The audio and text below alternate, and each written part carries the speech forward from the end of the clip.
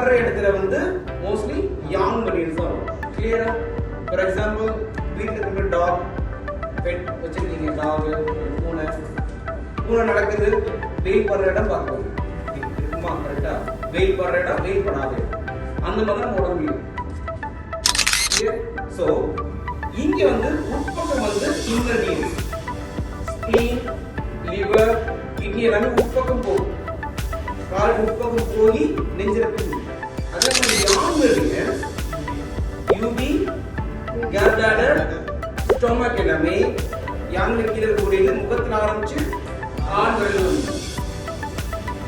அதே மாதிரி